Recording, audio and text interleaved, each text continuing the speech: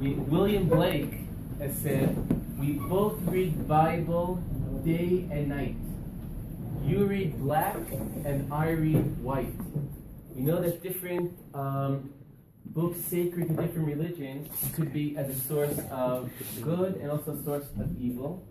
So commentary is so essential. And what we will hear today from Dr. Salam is not only things what he says when he's in Israel, but this is his scholarship done in Egypt group, which focused on the status of Jews according to Islam and the Quran. And in many ways, for someone like myself who's read the Quran, realizes that this is not something innovative at all. It's simply going back to the simple meaning of the text and freeing the text from a lot of the politics that have attached itself through the ages. Yes. I'll also mention that Dr. Salam supports his efforts doesn't have any sponsor to his visit to Israel. So all who can, there's a little box in the back over there. If anyone could want to contribute to the continued peace efforts. Thank you. All right. Thank you, everyone. Thanks to Rabbi Nagin, and I'm honored to also know that Rabbi Nagin's father is here with us. Let me start by invoking Quranic verse. Bismillah wa salatu wa salamu ala Rasulillah.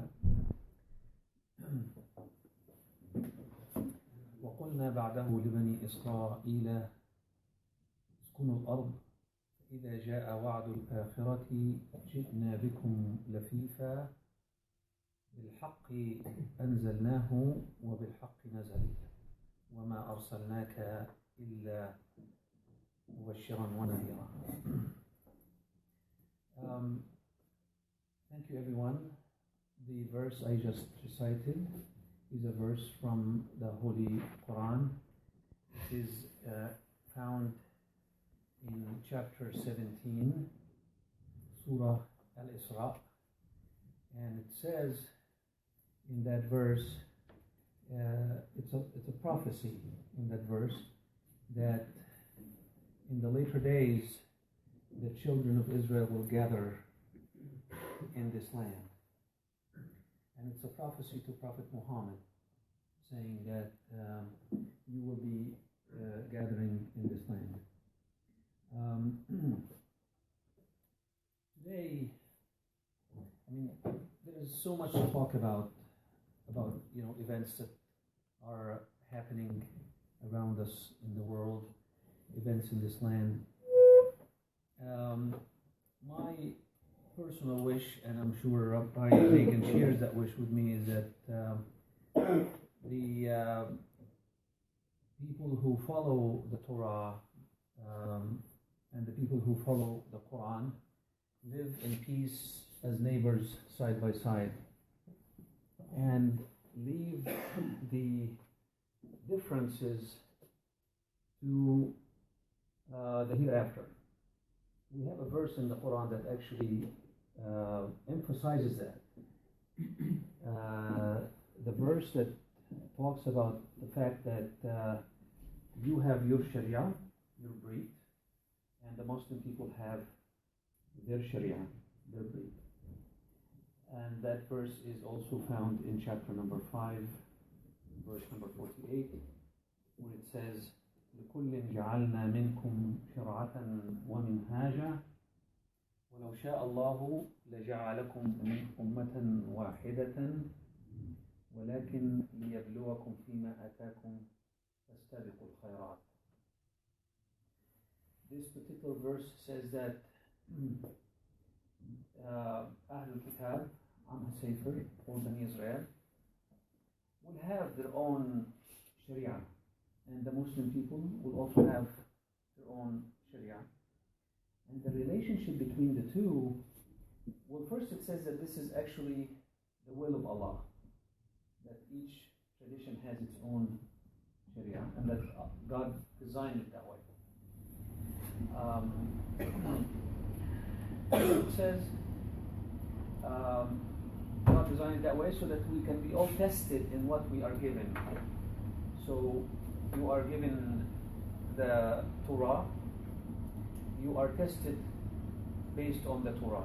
We are given the Quran, we are tested based on the Quran. And then it goes to set the relationship between the Muslim people and Ahlul Kitab or Ahlul Sefer or Bani Israel. And it says, فَاسْتَبِقُوا الْخَيْرَاتِ, which is a verse or an expression in the Arabic language that means compete for righteousness, compete for virtues, compete for good deeds.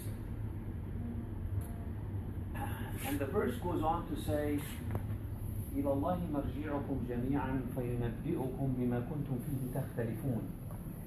To God shall be your return. Your return will be to God, and God will actually let you know about the things that you are differing about. So, what are examples of the things that we're differing about?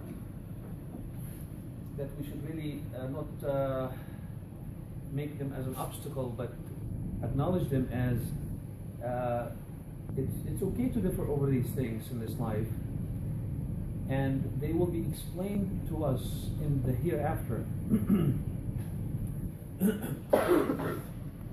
One of the most important things the Jewish people have, and since the time of Moses and till today and probably into eternity, is the Sabbath. It's a special Benni Israel commandment. It's a commandment for the children of Israel to observe the Sabbath. The Quran actually emphasizes that. Emphasizes the importance of that. It uses the Arabic term وَأَخَذْنَا مِنْكُمْ مِيثَاقًا غَلِيظًا. It says that it's a strong tie. If you're truly a Jew, you should observe the Sabbath. In the Quran, this expression is used between wife and a husband, and between the Jewish people and the Sabbath. The same expression to emphasize the importance of the Sabbath to the Jewish people or the children of Israel. The differences in the Sharia should be something that we should all respect on the Muslim end and also on the Jewish end, because that's how God wants it, and that's how God designed it to be. And in Islam, we say that deen, or religion, consists of three different components. Something we call aqidah, and sharia, and akhlaq.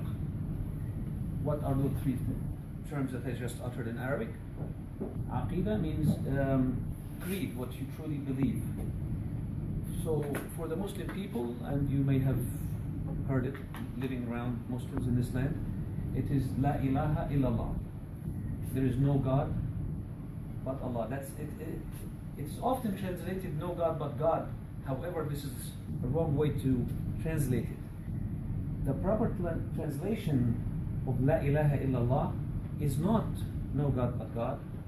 It is no deity worthy of worship but God, but Allah. That's the correct translation. And then it goes on to say Muhammad is a prophet of God, of Allah. So that's in the Islamic tradition, it's a creed, and it's roughly equivalent to the Shema for Bani Israel. Shema Israel, Adonai Eloheinu, Adonai Echad. So that's creed.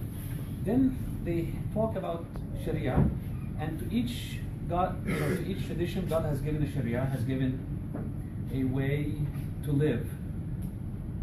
Sharia encompasses all the rituals. Fasting, like we fast in Ramadan, you fast in Yom Kippur, for example, and in other occasions. giving alms to help the poor. We have we give what's called zakat or sadaqah. You do the same thing. Then there is Hajj.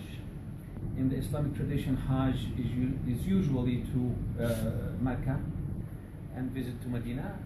Here you go to Jerusalem.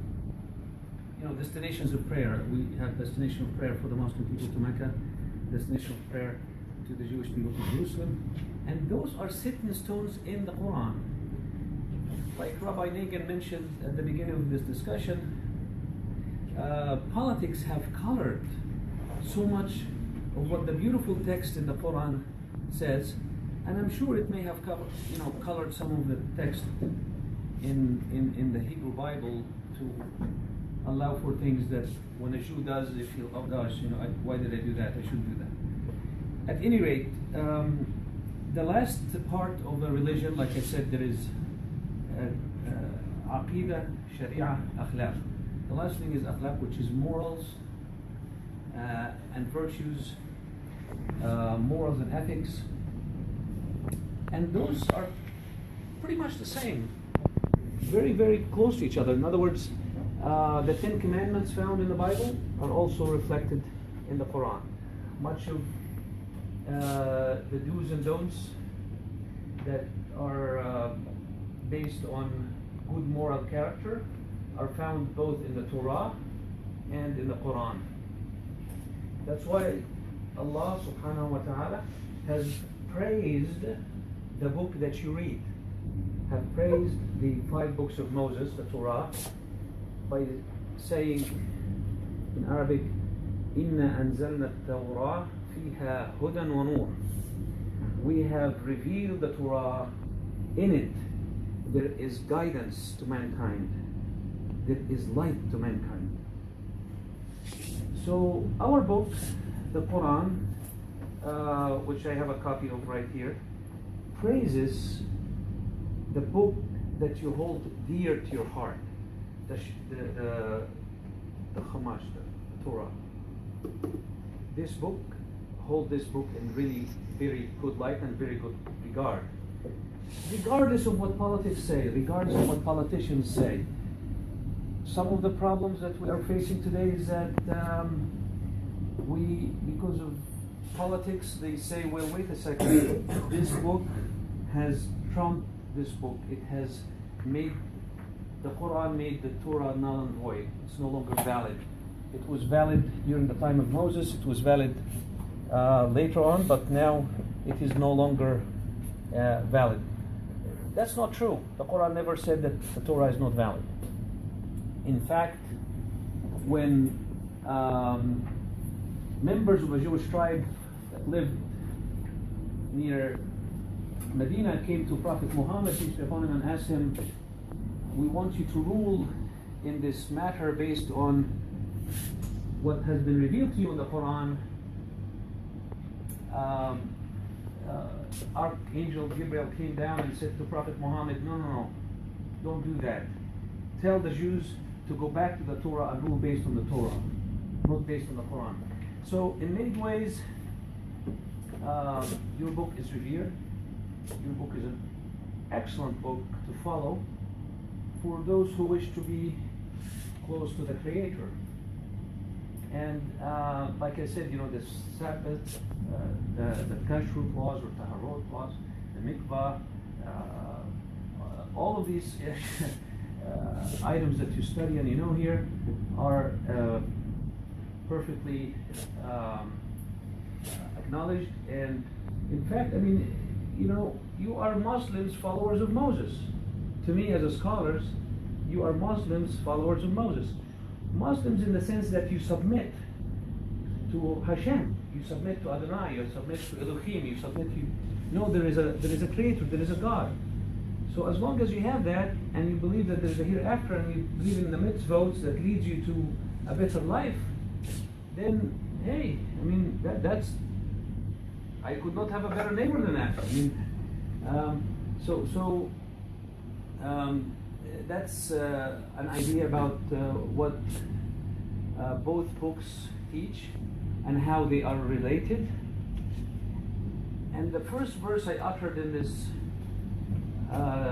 lecture today is about فَإِذَا جَاءَ وَعْدُ الْآخِرَةِ جِئْنَا بِكُمْ. In the last days you will be here, you will be present, you will be with us in this land. Oh, there is a dispute over who owns the land. Do the Jewish people own the land or the Arab people own the land? Well, the Quran has solved all that. It said that God owns the land. Land belongs to Allah. It said, إِنَّ الْأَرْضَ لِلَّهِ يُورِثُهَا مَنْ يَشَاءُ مِنْ عِبَادِهِ وَالْعَاقِبَةُ لِلْمُتَّقِينَ. It says that God, land belongs to God, and we all here but guests. And 100 years ago there was no Israel here. There was other people living in these villages. 1,000 years ago there were other people. Who knows where we're going to be 100 years from now? If there's going to be Israel, if there's going to be somebody else. So what we ought to do is to focus more on the lasting and less on the fleeting. The lasting is a Torah. The fleeting is a piece of dirt that is under your control today and it's gone tomorrow. We don't know if that's going to happen, God forbid. But if it does happen, we always have the Torah that has been the pillar that held the Jewish people together for 2,000 years and will continue to hold them in the future. So my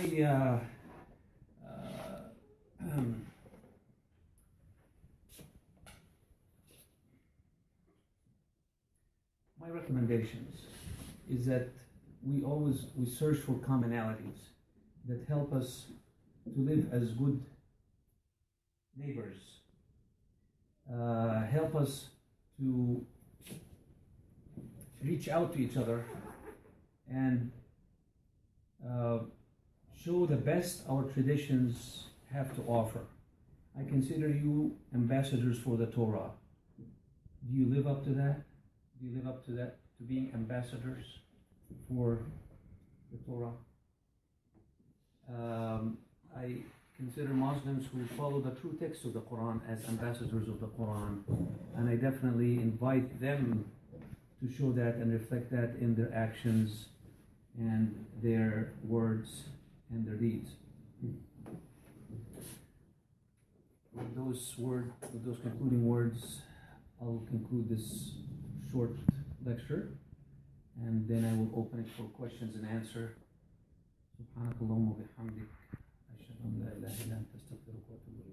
Oh God, I seek your forgiveness, and I attest that you are the one, the mighty ruler of the universe. Thank you. Thank you. And thank you.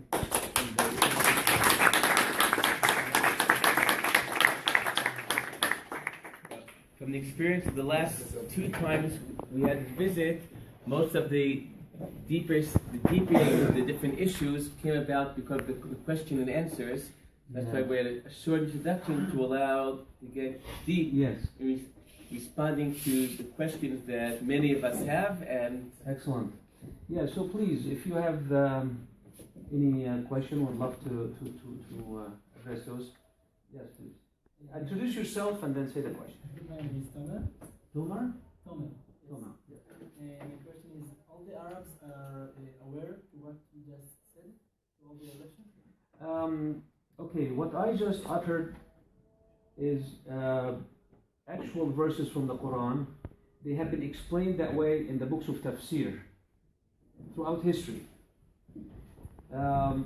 Because of politics because of the conflict that has developed in this area, over the last 70 or 80 years, these verses have been reinterpreted to give different meaning. But if we go to the original books of tafsir, you will find exactly what I told you in them, and that's what is written in my dissertation. What is tafsir? Tafsir is exegesis. Books of yeah. Like Pesher in Hebrew. Tafsir, the same word. Yes, please. I'm Bensi. Bensi. Yeah. You said you view us as Muslims, followers of Moses. Can you elaborate on that? What's that mean to be a Muslim? Okay. Does Muslim mean being like? Okay. Here's what. Okay, let me elaborate a bit. Muslims, followers of Muhammad, which I happen to be one of them, tend to invoke a verse in the Quran that says, "Inna dina 'inda Allah al-Islam." And that verse, when translated, says the accepted religion in the eyes of Allah is the religion of Islam. Now, when we then ask, what does Islam mean? We find that it has been, traditionally, it means that you submit to God and you acknowledge that there is a hereafter and you perform good deeds. And that's explained in the Quran in verse number 62 in chapter number 2, where it says, إن الذين آمنوا والذين هادوا والنصارى والصابئين من آمن بالله واليوم الآخر وعمل صالحا فلا خوف عليهم ولا هم يحزنون. The verse says that those who believe in God and hereafter and do good deeds, they will earn the mercy of God in the hereafter. Because of politics, that verse had been twisted to mean only if you are the follower of Prophet Muhammad you can be considered a Muslim. If you're not follower of Prophet Muhammad, then you are kafir. Kufir. The Quran really doesn't say that, because it says that Prophet Moses was a Muslim. King David and Solomon and all the Hebrew prophets that are mentioned in the Quran were Muslims. Muslims in the sense that they submitted to the will of God. They submitted to Hashem. They submitted to the orders, to the covenant that was given. And that's what Muslim means in its most original term, pristine term. Then there is a Muslim, which that means Sharia. Sharia is a way to worship God. So the Muslim people, unfortunately, some of the Muslim ulama, I should say, have confused Islam in its general term, which is what I just described, that all the prophets were Muslims and that they submitted, with the Sharia, the last Sharia that was given to Prophet Muhammad. So they call the last Sharia that was given to Prophet Muhammad Islam, and everything is not Islam. Well, the Quran does not acknowledge that. The Quran says that the religion of Prophet Moses and his Sharia is a form of Islam. And that's why when I say that if you are a follower of Prophet Moses, peace be upon him, then you are a Muslim follower of Prophet Moses, peace be upon him. And and the Quran support that. Thank you. I'm Tzvi. Tzvi? Yeah. So called everything you just said about what the Quran says about Jews and whatever, is that also applicable regarding Christians? Okay. Christians who follow the gospel of Jesus, and they do not worship Jesus as a God, but they worship the Father, they worship Hashem, they worship God, they worship Adonai. Then, yes, they would be also considered Muslims, followers of Jesus. Muslims in the sense that they are submitters. So you can think of it as Muslims with a capital M, Muslim with a small m. In that light, yes. Any other question? Please. I want to ask something about the extremists. That some of the extremists says that people who aren't Muslim, they are kufr, and they have to be in their specific way of Muslim. Yes, that is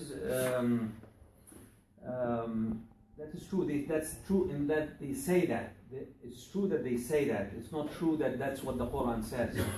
The Quran says that if you are following your own breed, your own Sharia, and that Sharia, like I mentioned, has been already given in our book, in the Holy Book. It is written here that it's okay for you to follow the Sharia of Moses, and you are a sincere follower of that Sharia, you are not kafir.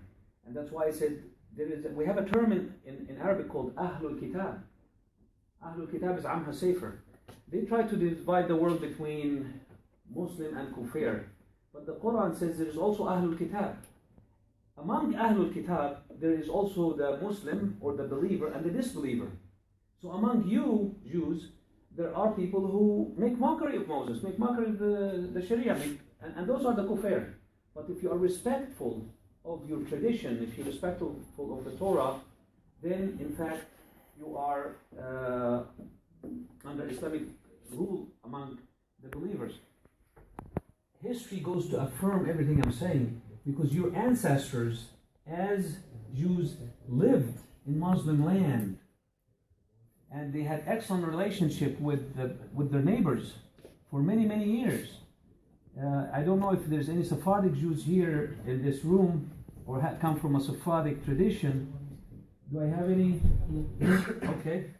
If you ask your parents, your grandparents, and they'll tell you about the experience they had in the Muslim world and how they were treated, kindly. They did not experience much of the challenges that most Jews did have in Europe. It started with when the colonialism movement started to come, so the Jews considered by the people as part of the colonialism. Well, yeah, Jews looked upon today as an apparatus for the Western colonizers. You're not looked upon as co-religionists anymore, unfortunately. And the reason is because they're seeing, okay, it's America and Britain and the West make sure that this land is free of any resistance, and make sure that the UN declares a division in this land in 1947, and then rose a slogan that said, land without people, for people without land. And then started having, most of the ancestors came here with suitcases. They carried suitcases to come here. They didn't want to carry weapons to come and fight. But when fighting started, they had to carry weapon and fight to defend themselves. But the reason we have so much bloodshed and conflict here is because you're not viewed as Benni Israel of the Quran. You're not viewed as Ahlul Kitab that is in the Quran, the ones I described. But you are viewed as colonizers, occupiers, all these names. And when these names are attached to you, then they say, well, we have to fight them. They come and occupy our land.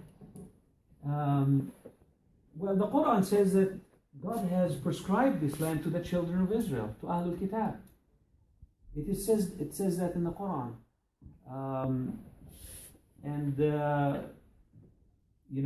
What are we going to do about this? We hope that Muslims come back to the text in the Quran and accept you as neighbors and leave the differences to Allah, as the Quran says. As a follow-up, you were saying how the Muslims treated the Jews very well in their lands, historically. But there was also where did the whole point of the skull tax and the fact that Jews weren't allowed to build the same height buildings and okay, where did that come from? Is that politics or is that from the Quran? It is politics. It is politics. The Quran doesn't say anything about you building a shorter building and I build a taller building. But it says that you living in the Muslim nation, you will not be asked to pay zakah, which is obligatory for a Muslim, but instead you pay jizya. Jizya is the equivalent amount, or the poll tax equivalent to the zakah. I'm a Muslim, I have to pay zakah. I have to pay zakah prescribed with the Quran. What is zakah? Zakah. Zakah. Sadaqah. But it takes 2% of. Yeah, 2.5%. But it's every year. It's not one time like Maser. Everything you own, 2.5% every Where does year. it go to? It goes to something called Baitul Mal, or the House of Treasury, to spend on projects to improve the living conditions for the people and help the poor and build schools and buildings and that sort of thing. So you were not obliged to pay it, but you paid something called jizya. And furthermore, Jews and Christians were not asked to carry the sword and fight when Muslims are attacked, or when the nation of Islam is attacked. So you were afforded the protection of the the Muslims, and you were free to practice your faith. You were free to read your Torah. You're free to trade you're free to get a merchant, a doctor, and so forth. And there are many examples. I mean, Maimonides is one of them. I mean, you can cite many others. So, Maybe mention the two versions of the Pact of Omar. That's probably what he's referring to. Yeah, there is when this area was settled by the Muslim army back in 637, Common Era, and that army was headed by a Muslim head who then later brought Umar ibn al-Khattab here to receive the keys for Jerusalem. Tradition tells us that Jews were barred from coming to Jerusalem by the Byzantine.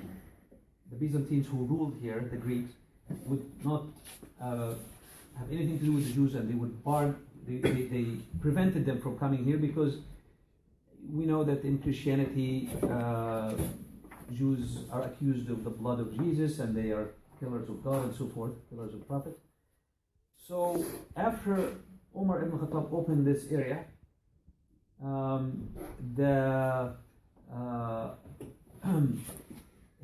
he was able to invite Jewish families to come back and live peacefully in Jerusalem.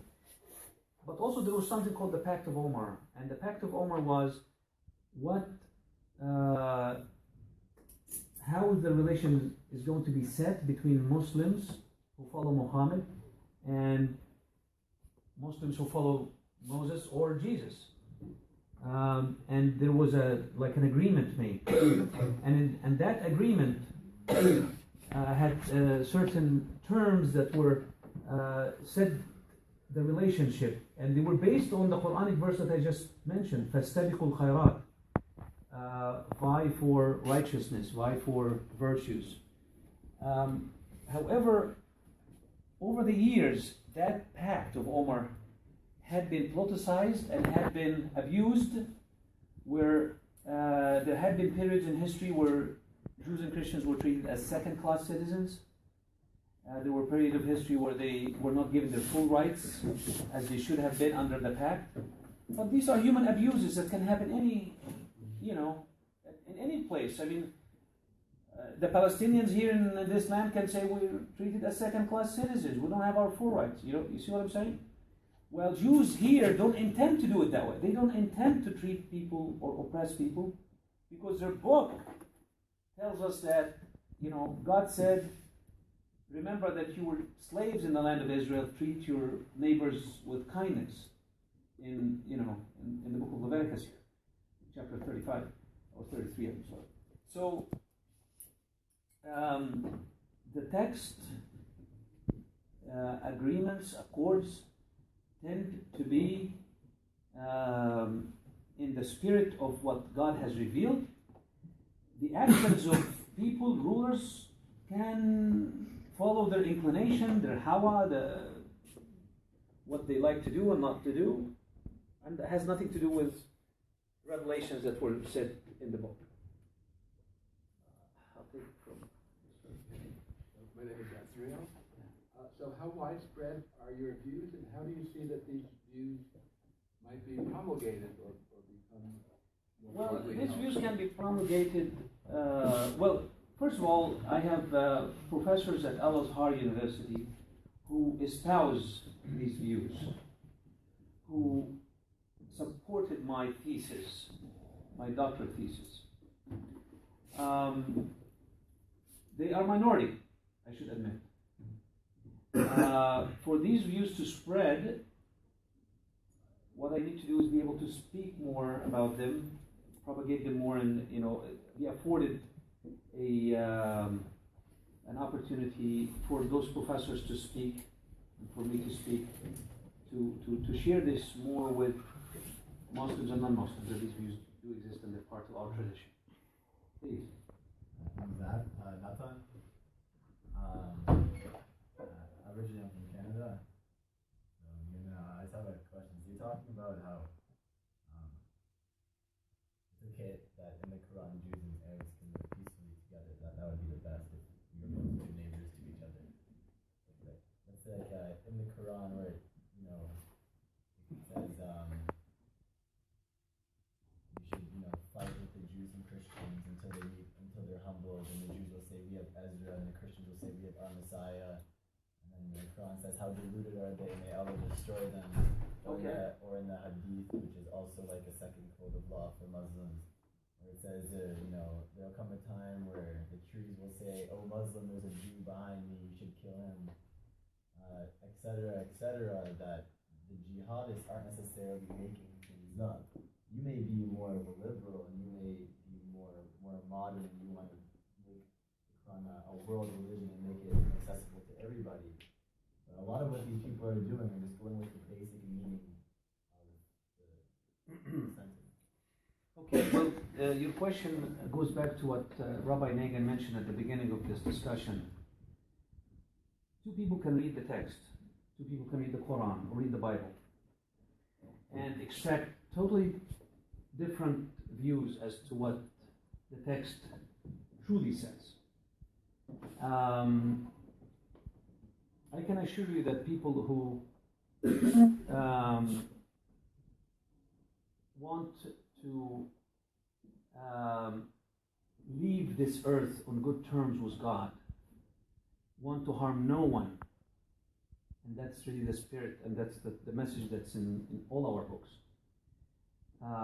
will exegete, will explain what's in the Quran the way that it is there today, and will not use politics to twist the verses to achieve worldly gains that are fleeting anyway.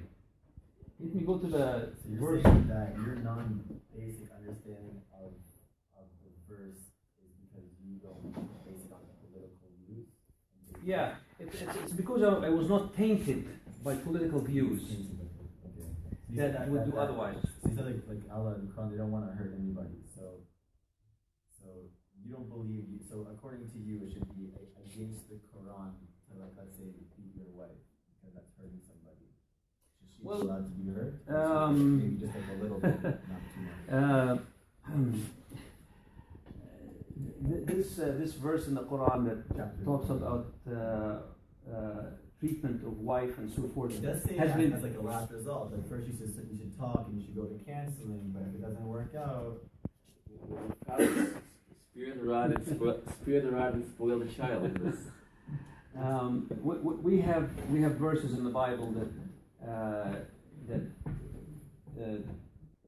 tend to want to discipline using the stick, like for example what Rabbi Nagin mentioned, with the child. But when it comes to the wife, with your child, for learning purposes, with your wife, it's so that they can, be, so you can rule over them properly, so they can talk back. That area I have not researched enough, so I cannot really answer with respect to wife what you should and should not do. But I would say that if you are not happy together, you might just separate without having to go through the corporal punishment part. But these are just my personal views. Like I said, I have not researched that. closer. But to go back to your question with respect to the treatment of non-Muslims or Ahlul Kitab in the Ummah, and the verse that you cited that says you should fight them until they submit to paying jizya. Okay? Exactly. But Okay. the next verse says, may Allah destroy them. Okay. May Allah destroy those who don't want to pay the jizya. And what if I don't want to? I don't want to. yeah. Well, I don't know if the Quran is asking if Allah is asking to destroy the people who don't want to pay the jizya. Let me look at it here. I think it's Surah Tawbah verse 29, and I will.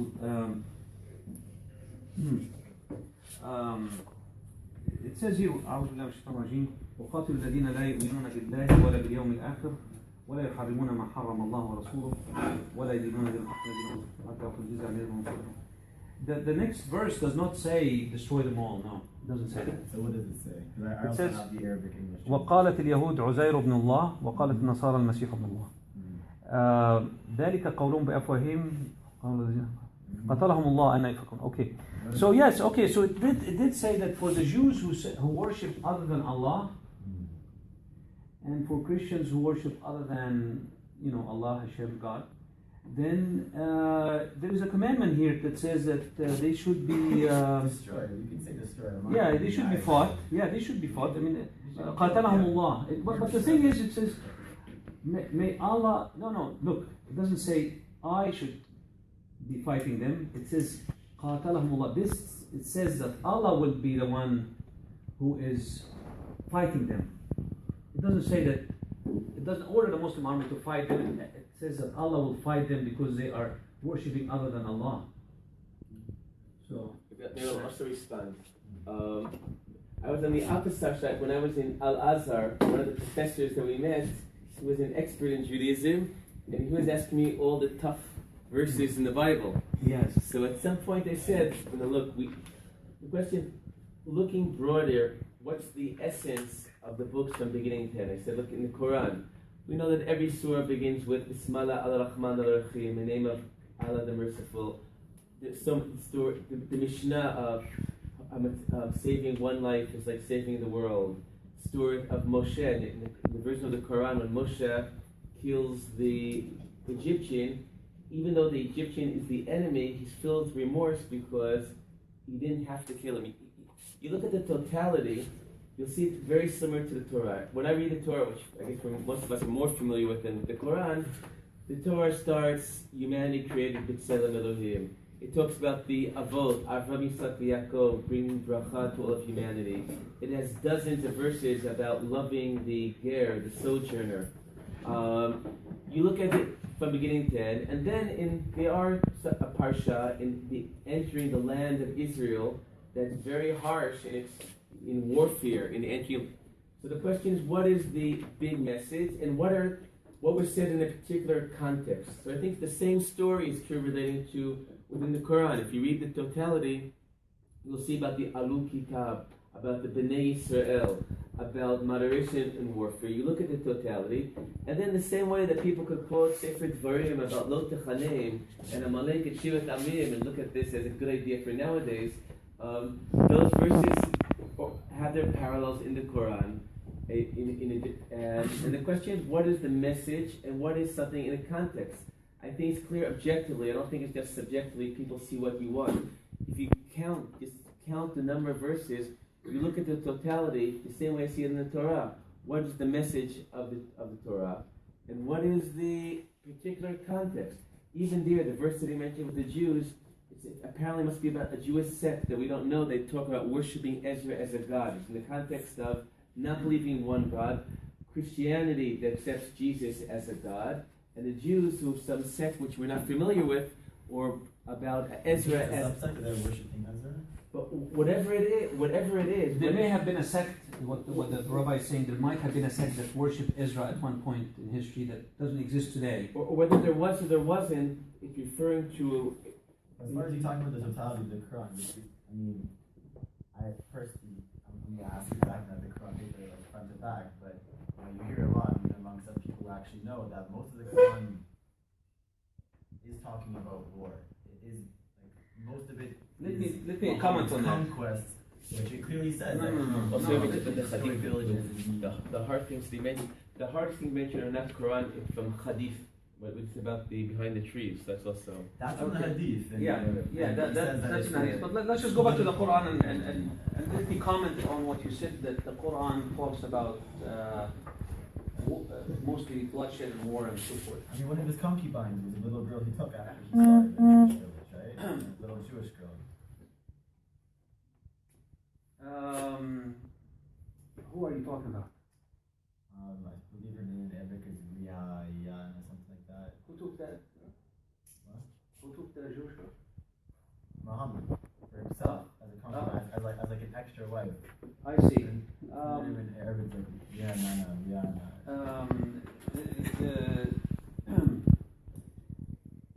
He kept one for himself. Okay. Look, the Quran, setting politics aside, because when politics enter the Quran, yes, it becomes a book of war. When politics color the Quran, it does become a book of war. Because what tends to happen is that they introduce a scholarship called Naskh and Mansukh, which is one verse abrogating other verses in the Quran. So they took one verse in the surah that you just recited about fighting Ahlul Kitab or Jews and Christians until they pay the jizya, and made that a controlling verse, and then used that to cancel so many of the other verses in the Quran that calls for being kind and being nice to others. So it seems like the biggest problem is the education in the Muslim world and not necessarily the Jewish world. As in, for example, there's like world polls, like Pew polls, and 89% of the people that live in the West Bank can somehow, figure out a way that terrorist attacks are okay. Or let's say in Bangladesh, where 35% say that in some type of way honor killings is okay. Or in Indonesia, where there's 205 million Arab people there, that 70% of them believe that 9/11 was an inside job. As in, like, if you're saying that politics is taking over, which I believe that you're right, but that's not my world. So, do you think that you have any success going in, to the village next door here and telling them what you're saying with us, or do you think that you might have more difficulty? Okay, I can definitely be honored to go to the village next door and sit down with an imam or a sheikh and debate these issues here in the Quran. What is coloring the mind of an imam or a sheikh outside this area or the town next door is that he is not focused so much on what the text is saying. He is focused so much on the difficulty for him or his son to go from here to Jerusalem. Once he was able to do that, he is no longer able to do that. And because he's no longer able to do that, he is not really focused on what the Quran is saying. He's thinking, what happened? I used to be able to go with ease. Now I have this. People come from Russia, from Europe, and tell me I can't go. See what I'm saying? You see where he's thinking now? Yeah, but we feel the same way. We're not committing any terrorist attacks. No. In your mind, you're not committing terrorist attack, but in his mind, I can't walk down the street. I'll get kicked out of the yeshiva. I'll have to go back to Canada if I start walking around here like I'm the boss. I can't do it either. Well, this is a unique yeshiva here, obviously in this area. I mean, had you been in the other side of the green line, you have been able to walk freely, not be challenged as you are in this yeshiva. You know that? Like yeshivas, like and I do have, if it was in Yaffa or here. There are a lot of Arabs that are also Israelis, and they enjoy the benefits of being Israeli. Yeah. So again, I'm just purely talking about religion. I don't want to get into politics because that's not my area of expertise. Nor am I qualified. You have to admit that religion and politics go hand in hand. As in, like, yes, since the Quran talks about peace, in order to make peace, you have to be peaceful with our neighbors. Absolutely. But let's just say when in 1948, when the Jews said, okay, we'll have two states, you guys are awesome, we're awesome, let's get together. But then they said, no, there's only one person here can be awesome, you can't be awesome, you're awesome. So since then, there can't be peace. And then it gets political because now they start using their chapters from the Quran to prove their ideology. But from the beginning, if they were only educated saying, no, this is really a good idea, a two-state solution, then none of this would have happened. So politics and religion are very closely tied together. I'm not close. I'm not saying they're not close. All I'm saying is that I am not an expert in politics. All I can say is that when politics color the verses of the Quran, they give it totally different meaning. That they intended to be. That's all I'm saying. Any another question? In addition to what Yaakov said, I wanted to ask about other views of the Quran and holy views of the Quran. Like I know when in the Torah we see it as a part of the Torah Shebal Peh, of the other books which we see as connected and we cannot see it differently. But there is anything similar to this in the Quran?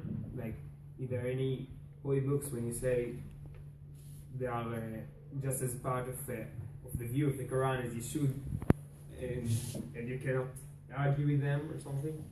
It's the same way that Jews read the Bible through the prism of the Talmud, and their interpretation of the Bible in the Talmud that religious Jews accept. He's asking in the same way in the Quran. Are there classical? There are commentaries or works that? There are classical commentaries. There are books of hadith that are often used to complement the text of the Quran. There are 6 main books of hadith: Bukhari, Muslim, Ibn Majah, Nasa'i, Abi Dawood, Tirmidhi. All these books of hadith tend to complement what is mentioned in the Quran. And then there is what the Muslim ulama call Ijma' al-ulama, which is the consensus of the ulama, or the scholar, the consensus of the Muslim scholar. And that consensus, if it is not in the Quran or the Hadith, can also be a guiding, a ruling. Like probably in the Talmud, there is opinions along those lines as well. So yes, to answer your question, yes. There's 6 books. It's fascinating because the Talmud is divided into 6 sections. Yeah. Yeah. Okay, so we'll go on to the next question. My name is Noam. Yeah. Noam? Yes. And the Quran says that anywhere in the Quran says that Muslims should take control of all the world and make everybody pay jizya, or only where Muslims have the control, there who is not Muslim need to pay jizya? Yes, certain verses in the Quran can be understood to mean that. Take control of all the world. It says that the message of Prophet Muhammad is for all of humanity. Okay, the message of Prophet Muhammad is for all people. That Prophet Muhammad was sent to all humanity, and because when you read that verse, some Muslim can take that verse to mean, oh, I should really, based on that verse, go control the world. Another person could say, okay, well, based on that verse, I should go and make da'wah, make invitation to others to embrace Islam, and apply the verse that says there is no coercion in religion. Many millions of Muslims. I mean, he mentioned Indonesia here in the back. I think the gentleman's name was what was his name? Nathan. And said Arabs, 250 million Arabs. They're not Arabs, they're Indonesians. And whether it's in Indonesia or Malaysia or this entire Southeast Asia, there's almost close to 1 billion Muslims who came into Islam without the use of a drop of blood or the sword. It was all through merchants and through trade that they embraced Islam. So, and you gotta understand something now. When a Muslim wishes for everybody to be a Muslim, okay, it is not because they wish for everybody to go to hell, for example. Okay, they're wishing for everybody to see things from their way, and to have the same peace they have, or to be sharing in the good that they have. It's like if you eat a nice basket, you have a basket of fruits. You have a tree that has fruits in it, oranges or pomegranate or something in this area, and you taste the pomegranate and say, wow, I wish everybody would taste that. I wish everybody would partake of this orange that's so delicious. So just a wish. Why? Because it's to that Muslim, they felt so pleased with the Quran they read, and with the camaraderie they felt with their neighbors, and how Islam helped them be at peace. So he's wishing for peace for everybody. But that doesn't mean that they should carry a sword and go look for people to either convert to Islam or die, because that's not what the Quran commands. I'll go back to the verse that was said by Nathan here in the back. It says, fight the people of the book until they pay jizya, or until they pay the poll tax. That particular verse is there in the Quran because Islam affords protection to people of the book, and they don't want people of the book to get like a free ride, to be afforded protection, to be afforded to practice their faith freely, and not to pay their share, because Muslims are paying. They're paying the zakah, and they're paying by their blood to protect the nation, So that particular verse is commanding the Muslims, saying, hey, it's only fair that the people who are living within you, who are getting all the benefits, should also be paying for it. Let me give you an example. Like, I live in the United States, and some of you might be also American citizens and live in America. Can you live in America and make an income and not pay tax? You'd go to jail. Well, in other words, the government will fight you. They're not going to leave you alone. It's a similar concept, but in Islam, there's usually no jail. It is. Three more questions and then we'll conclude. Asha,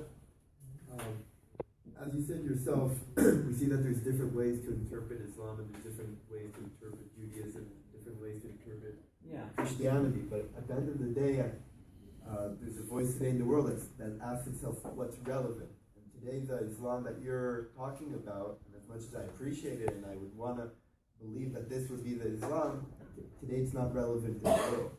So what do you have to say to me when I come and I hear you?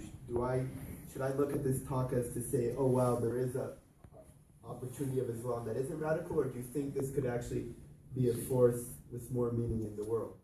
Okay.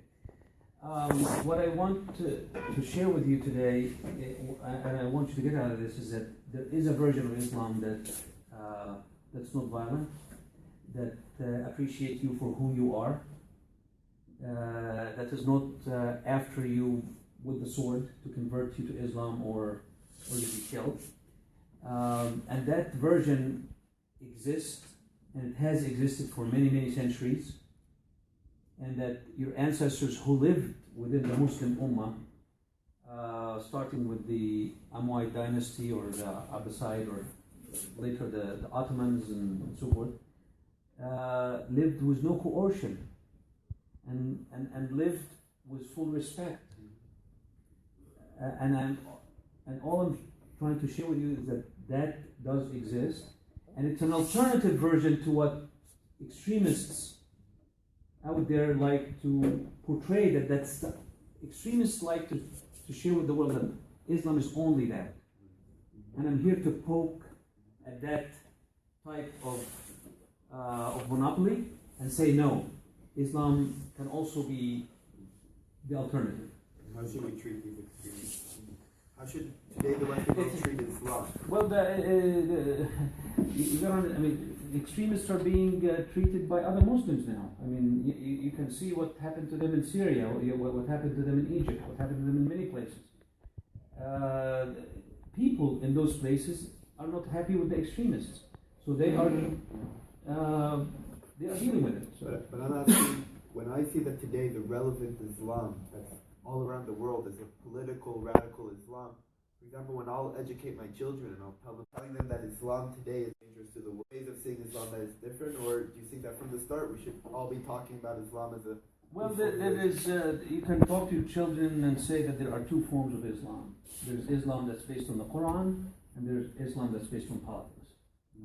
That's it. And today Islam in the world is dangerous. There are 1.5 billion Muslims in the world, and it's not a...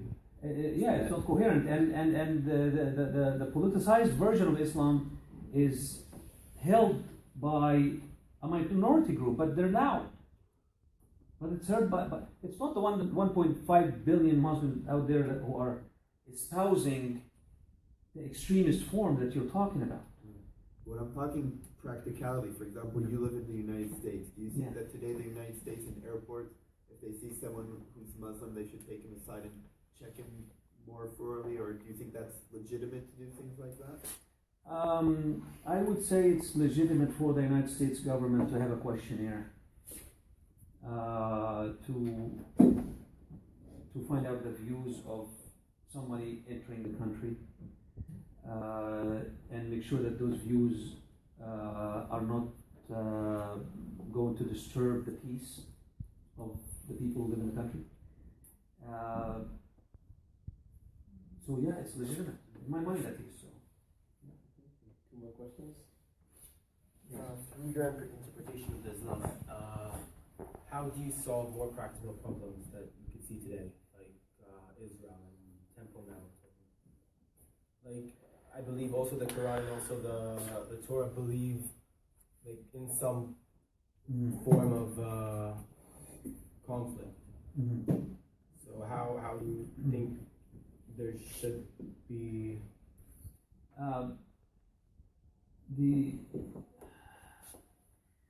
the question of the Temple Mount is a very sensitive question. Obviously, but I was asked that question a couple of days ago, and my answer is still the same as it was 2 years ago or 2 days ago. There should be negotiations. If Jews want to pray in a place that Muslims have traditionally considered to be sacred, then there should be consultation with the Muslim ulama to tell them, we like to pray in this place because our history says that our ancestors prayed on this in this place, and here's our proof of that, and by dialogue and the negotiations. I don't think that violence should be used for that purpose at all, because violence begets more violence. Right, but at the end of the day, you can see that also the Jews and also Muslims believe that they should be there. I mean, I don't understand in Temple Mount the story, but I believe there is some sort of conflict. Well, yeah, and conflict, in my mind, should be addressed by dialogue. And I asked, are you aware of any quorum of Jewish leaders who are negotiating with a Muslim ulama regarding this topic? If there isn't, that's what we should start. That's where we should start. Form a quorum of Jewish rabbis and take that quorum and negotiate with the Muslim ulama. Scholars. One last question? Yeah. He asked a question. Anyone else who hasn't asked a question before? If not, then we'll then take his question. Okay, go ahead and ask the question. Introduce yourself, please. What is it? Yeshiv. Yeshiv. Does it mean something in Hebrew? Yeah, it between. God will return. God will give. Yeah, God will return. God will return. Okay. God will bring back. We'll bring back. Okay, God will bring back. Okay. Please, Eliashib. Well, I wanted to ask, it's about the afterlife in, well, all the time that we learned and studied about it, there was a lot of a questioning of the Islam way when it's look very materialistic, like the 72 women and all the other things, like and a garden. And your afterlife, is this the afterlife that most of the Muslim even think that they're going to have? Not it's like okay. not more. The afterlife that the Muslims envision comes from text in the Quran, comes from verses in the Quran. And actually the Quran says that in the afterlife or paradise, فيها ما لا عين رأت ولا أذن سمعت ولا خطر على قلب بشر. Let me explain what I just said now. It says that the afterlife has bounty of goods that are cannot be described in words and have not even thought of by humans.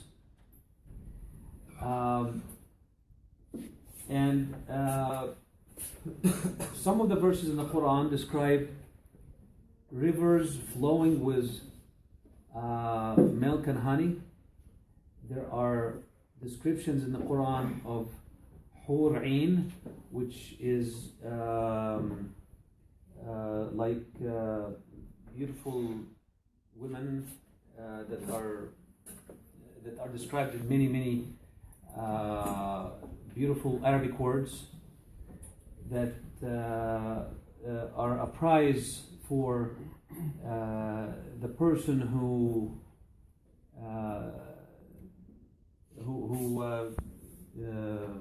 dies in the path of Allah.